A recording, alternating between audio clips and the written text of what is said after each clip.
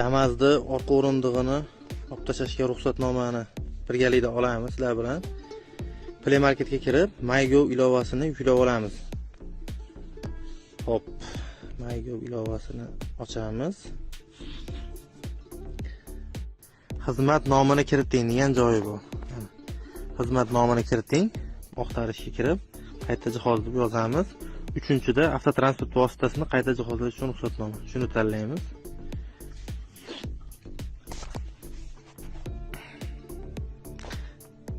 Mana ariza berishga kiramiz. Yalayinda birinchisiga fuqaro pasporti deydi. Fuqarolik bo'lmagan shaxs fuqaro pasportini tanlaymiz. Keyingisiga pasport DSHR raqamlarini yozasizlar. Ikkinchisiga o'zi pasport seriyalari o'zi menimcha kelib chiqsa kerak. Tug'ilgan sana shular chiqadi. Uchinchisida telefon raqamini kiritasizlar. Hudud degan joyga o'zlarini yashab turgan viloyatlarini kiritasizlar. Shahar tumanga o'zlarini tumanlarini kiritasizlar. Keyingisini bosasizlar.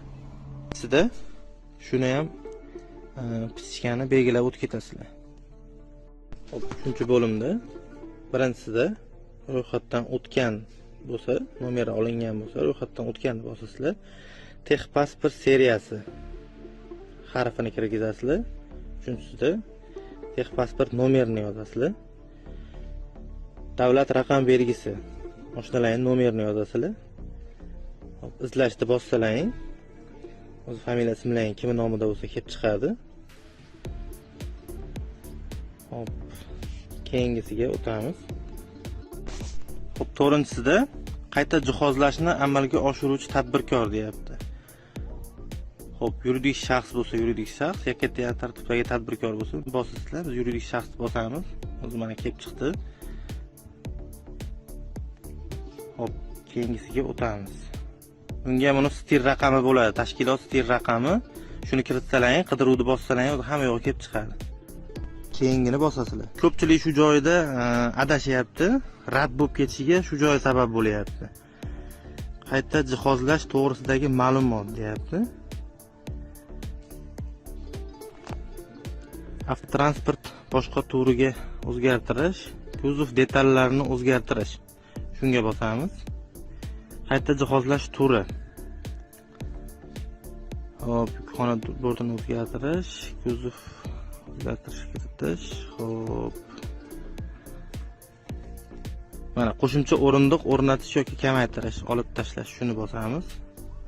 Endi izoh degan joyiga sizlar yozasizlarki, avtotransport vositamni 3-qator o'rindiqlarni olib tashlash uchun ruxsatnoma berishingizni so'rayman, iltimos qilaman deb yozsalaring.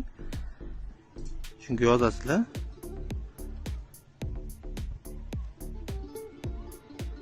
Hop. Keyingisini bossalaring. Xo'p, mana 6-sida ruxsatnoma ko'rsatkich qayta jihozlar amalga oshirish belgilaymiz. Ishlab chiqarilganiga 20 yil va undan ortiq bo'lgan mashinalar bo'lmas ekan. Agar sizning mashinangiz 2006 shundan pastida bo'lsa, bu bo'lmaydi. 2007-2008larga 20 yil bo'lgan bo'lsa, bo'lishi mumkin. Buni belgilaymiz.